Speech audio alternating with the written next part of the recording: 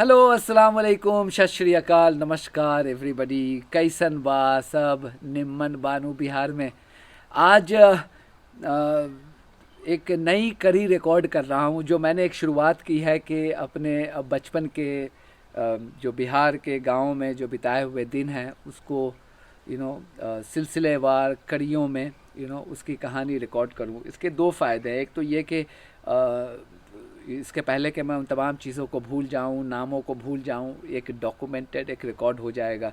और दूसरा ये कि जो मेन मकसद ये है कि इससे अगर आप में से किसी को भी अगर मोटिवेशन मिलता हो, इंस्पिरेशन मिलता हो, प्रेरणा मिलती हो, तो मेरे लिए बड़ी खुशी होगी। चूँकि मैं जिस गांव में मैंने वक्त गुजारा है और जिस ज़माने में अपना बचपन गुजारा है, शायद आप लोगों के लिए उसकी कल्पना करना भी बड़ा मुश्किल होगा। मतलब उसकी उसकी डिटेल और भी मैं बताऊंगा अगले वीडियोस में। वो ज़माना था कि न बिजली, न इलेक्ट्रिसिटी, न फ़ोन, न रोड्स। बाढ़ आती थी तो 6-6 किलोमीटर हम लोगों को सिर्फ पानी हेलते हुए, हेलना एक वर्ड कहते हैं बिहार में, पानी हेलते हुए हम लोग स्कूल जाते थे। स्कूल तो बंद हो नहीं सकता, तो स्कूल जाना पड़ता था। हमारे सामने में हमने अपने साथियों को मरते देखा है कि जब वो पानी बह रहा होता था रोड पे, एक साइड से दूसरी तरफ जो करंट होता था उसमें कई साथी मेरे बह गए, और बह गए तो सीधे बागमती में जाकर के उनकी लाश मिली। बहुत मुश्किल होता था वो। सो वहाँ से अगर मैं यहाँ आ सकता हूँ तो आई एम श्योर के आप लोग भी मुझसे ज़्यादा टैलेंटेड है, आप लोग भी आ सकते हैं। आज मैं आप लोगों को जो कहानी सुनाने जा रहा हूँ वो कहानी है बोछा हाई स्कूल की। एक एपिसोड था बोछा हाई स्कूल की कहानी, मैंने आपको बताई है पिछले वीडियोस में। अगर नहीं तो हमारे पेज पे आकर के आप देख सकते हैं पिछले वीडियोस में कि बोछा हाई स्कूल की मैं क्यों गया था वहाँ पे। तो बोछा हाई स्कूल मेरे गांव से उनसर से 10 किलोमीटर दूर था। हम लोग बस से जाते थे, बस में पैसा लगता नहीं था, चूँकि विद्यार्थी थे तो विद्यार्थी को पैसा लगता नहीं था। तो बस से हम लोग जाते थे, और कभी कभी साइकिल से भी जाते थे। और साइकिल मामू जान ने एक दे रखा था, तो साइकिल से भी कभी कभी जाते थे, लेकिन बस में आसान होता था। वहाँ पे जैसा कि मैंने पहले कहा कि पढ़ाती में भी और घर भरा में भी हमेशा मेरा ट्रैक रिकॉर्ड रहा कि मैं कभी भी मतलब सेकंड पोजीशन मेरी नहीं आई, हमेशा टॉपर रहा। मेरा रिकॉर्ड रहा है ये, मतलब स्कूल से लेकर कॉलेज तक। तो क्लास 9 में हुआ ये कि एक लड़का था, पूरा नाम तो नहीं लूँगा उसका, लेकिन उसका नाम था टी सहनी। बोछा में ही था वो। काफ़ी बड़ा सा, मतलब मैं तो बड़ा छुटकू मुटकू होता था, वो बड़ा एकदम पूरा पहलवान टाइप का एकदम। और लेकिन था जुगाड़ूबाज। वो सर्टिफिकेट वगैरह बनाता था सबका। अगर किसी को किसी सर्टिफिकेट की ज़रूरत हो तो वो जा करके अपना जुगाड़ वगाड़ करके कांटेक्ट करके बना देता था। तो 2-3 टीचर्स का तो बड़ा वो प्यारा था कि उनको कोई भी अगर डॉक्यूमेंट्स वगैरह बनवाना होता था, नसीब बोछा में, मुजफ्फरपुर में भी, तो वो ले जा करके वहाँ से बना करके दे देता था। लेकिन पढ़ने में बहुत ज़्यादा तेज़ नहीं था वो। लेकिन क्लास 9 में हुआ ये कि उसको फर्स्ट बना दिया और मैं हो गया सेकंड। अब मतलब जिन लोगों से मेरे कॉम्पिटिशन्स होती थी, जैसे राघवेंद्र था, संजीव था, पंकज था, अनामिका थी, विभा थी, ये सब क्लोज कंपटीशन जिनके साथ मेरे होते थे, तो इनमें से अगर कोई होता तो माना जा सकता था कि ये हैं। चूँकि ये साल भर आप देखते हैं कि आपको कौन कम कंपटीशन दे रहा है, ये दूर दूर तक नहीं था। अब ये फर्स्ट हो गया तो मैंने चैलेंज किया। अच्छा, वो ज़माना था कि जब रामाशय प्रसाद मिश्र की डेथ हो चुकी थी, तो उनके जाने के बाद से स्कूल का जो सिस्टम है थोड़ा मोड़ा चरमराने लगा था। रामाशय प्रसाद मिश्र जो थे बड़े एकदम टॉल और बड़े न सिर्फ बहुत नॉलेजेबल, बहुत अच्छे एडमिनिस्ट्रेटर भी थे। तो सब कुछ एकदम चुस्त दुरुस्त रहता था। उनके जाने के बाद जब तक फुल टाइम हेडमास्टर की अपॉइंटमेंट नहीं हुई तो सिस्टम चरमराया हुआ था। तो मैंने चैलेंज किया, मैंने कहा मुझे चैलेंज करना है इसका, अपने पेपर को, और दोबारा से दोनों के पेपर्स को आप उसकी मार्किंग दोबारा से आप देखिए, चेक कीजिए। तो श्याम शर्मा जो नए बने थे एक्टिंग हेडमास्टर, वो तैयार भी हो गए। लेकिन जो डिस्करेज करने वाले थे वो इफ्तिखार अहमद साहब थे। वो उर्दू पढ़ाते थे, पता नहीं वो उनको क्या मोहब्बत थी टी सहनी से। तो उन्होंने कहा, डरा दिया कि नहीं तुम्हें 25 रुपया लगेगा अगर पर पेपर का, अगर तुम ये कराओगे। तो उनको पता था कि ये मेरा वीक पॉइंट है, मेरे पास पैसे तो है नहीं, तो मैं कहाँ से पैसे लाऊंगा। और छात्रवृत्ति की जो पैसे मिलते थे वो स्कूल के मतलब किताब विताब ख़रीदने में चले जाते थे।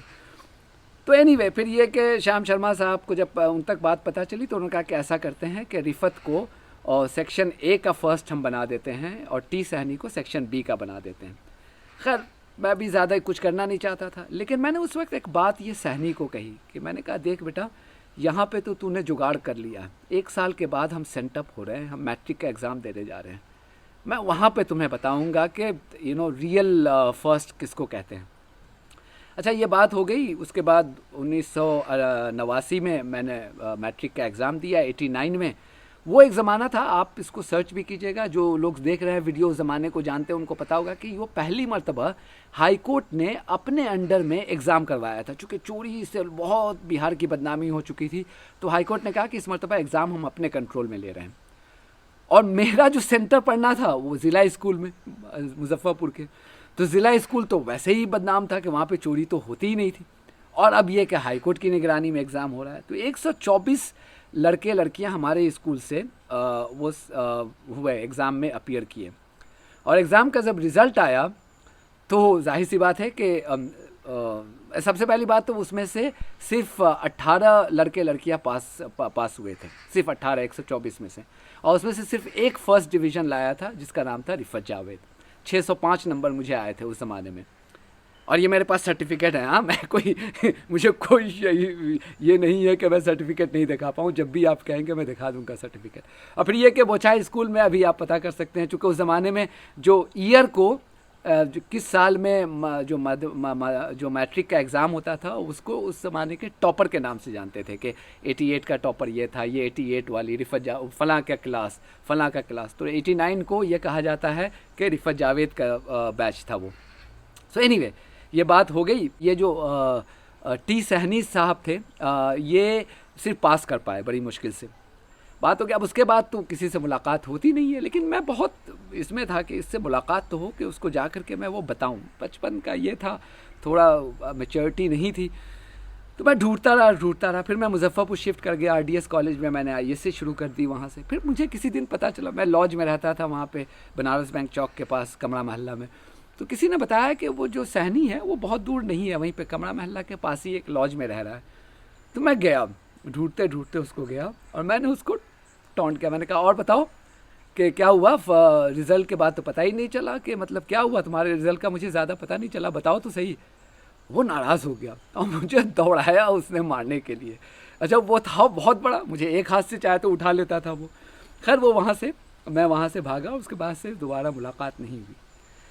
तो मतलब ये है कि कहना यह है कि जब मोमेंटरी आपके साथ डिसअपॉइंटमेंट हो ना, तो उससे अपने आप को विचलित नहीं होने देना चाहिए। उसको अगर आपके अंदर में अगर उसकी वजह से गुस्सा है, तो उस गुस्से को आप चैनलाइज कीजिए, उसको अपने आप को और इम्प्रूव करने में, और अपनी लोगों को अपने टैलेंट को साबित करने में, जो मैंने कर लिया था। मैंने वो 1 साल मेरा कैसा गुजरा है मुझे ही याद है कि मेरा सिर्फ एक एम था। वो कहते हैं ना कि महाभारत में अर्जुन का क्या जो एम था कि मछली की सिर्फ आँख नज़र आ रही थी, वो मुझे सिर्फ मछली की आंख नज़र आ रही थी कि मैट्रिक में मुझे टॉप करना है, और इससे मतलब आसपास में भी ये नहीं होना चाहिए। और वो एक ऐसा हुआ कि चोरी बंद हो गई, तो जितने भी जो लोग वो चोरी पे डिपेंड करते थे वो सब निकल गए, फेल हो गए। और मेरा तो सिर्फ ये था कि मेहनत तो हमने बहुत की थी, तो वो आ भी गया, मार्क्स भी आ गया और टॉपर भी हो गया। और उसकी वजह से फिर क्लास 11 क्लास 12 में मुझे स्टेट गवर्नमेंट से 14 से 40 रुपये मिले थे टॉप करने के लिए, तो उस 14 से 40 रुपये से मेरा पूरा 11-12 हो गया। तो ये एक छोटा सा एक एपिसोड था। उसके बाद से उस सहनी से मुलाकात नहीं हुई मेरी, बाकी सारे दोस्तों से मैं टच में था, लेकिन उससे कभी दोबारा मुलाकात नहीं हुई, और मुझे कोई अफसोस भी नहीं है कि मुलाकात उससे हो। देखिए शॉर्टकट नहीं होता है सक्सेस का। अगर सक्सेस को आप शॉर्टकट तरीके से अगर हासिल करना चाहते हैं, तो उसकी जो शेल्फ़ लाइफ होती है बहुत कम होती है। और जो हुआ इस केस में वो आज मतलब उसका कोई अता पता नहीं है। आई थिंक एक जो टीचर होता है, टीचर का कंडक्ट होना चाहिए तमाम फेवरेटिज़म से ऊपर होना चाहिए। जैसे कि मैं तमाम टीचर्स के इतने प्यार, इतने इज़्ज़त से नाम लेता हूँ, चाहे रामाशय प्रसाद मिश्र हों, चाहे कैलाश झा हों, चाहे राम बालक शर्मा हों, श्याम शर्मा हों, इन सब के नाम लेता हूँ, लेकिन ऐसे टीचर को मैं याद भी नहीं करना चाहता, because it was very bad. And to me जो इतना मेहनत कोई करता हो, मेहनत करके कोई एग्ज़ाम देने जाता हो और उसके बाद आप उसको सिर्फ एक मटेरियलिस्टिक गेन के लिए आप जो हैं किसी दूसरे को फेवर कर देते हैं, जो दूर दूर तक नहीं है। ये मुझे ही हैरत नहीं हुई थी, मेरे तमाम दोस्तों को ये हैरत हुई थी कि ये कैसे हो गया ये। सो बहरहाल मतलब ऑल्स वेल दैट एंड्स वेल। तो मैं टॉप किया, टॉप करने के बाद फिर मैं कलकत्ता चला गया और फिर वहाँ से एक नई जर्नी शुरू हुई जिसका जिक्र अगले वीडियोज़ में करूँगा। बोचा स्कूल से बहुत सारे और भी यादें हैं, मतलब फ्राइटनिंग हमारे साथ एपिसोड हुआ था। फ्राइटनिंग ऐसा कि आपके कहते हैं ना कि रूह कांप जाएगी आपकी अगर वो सुनेंगे, तो वो हमने झेला है वहाँ पे। उसका भी जिक्र करेंगे अगले वीडियो में। तब तक अपना ख्याल रखिए। God bless you all.